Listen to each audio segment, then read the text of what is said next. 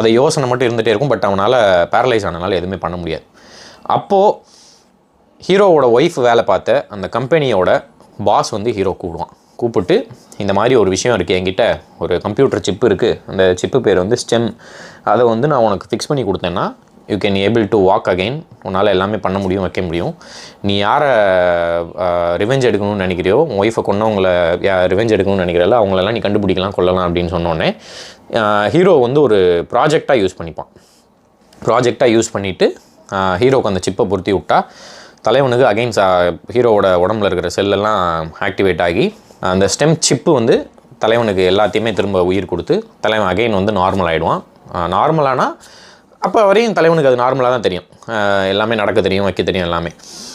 கொஞ்சம் அப்படியே பழக அந்த உள்ளே இருக்கிற சிப்பு வந்து ஹீரோட்ட பேச ஆரம்பித்தோடனே உனக்கு என்ன வேணும், என்ன தேவை அப்படின்னு 2 பேர் கம்யூனிகேட் பண்ணிப்பாங்க. அப்போ அந்த ஸ்டெம்முக்கு இருக்கிற பவரை வந்து ஹீரோவுக்கு பயங்கர ஆச்சரியமாக இருக்கும். அப்போ அந்த ஸ்டெம் என்ன சொல்லுன்னா, நீ அந்த ஹீரோ வந்து அந்த ஒய்ஃபை சுட்ட வீடியோ கண்டினியூஸாக பார்த்துட்டே இருப்பான். அப்போ இந்த ஸ்டெம் வந்து சொல்லும், இந்த மாதிரி நீ அதை பார்த்துட்டே இருக்க, அதில் நான் ஒரு விஷயம் கவனிச்சேன், நான் சொல்லட்டுமா அப்படின்னோடனே பார்த்தா சொல்லும். அப்படியே சஸ்பென்ஸ் எல்லாம் உடைய ஆரம்பிக்கும், அடுத்தடுத்த சஸ்பென்ஸ்லாம் உடைய ஆரம்பிக்கும். ஸோ ஹீரோ அந்த ஸ்டெம்மை யூஸ் பண்ணி எப்படி அவங்கள பழி வாங்குறாரு அப்படின்றது தான் மிச்ச கதை. அதுக்கு அடுத்து கிளைமேக்ஸில்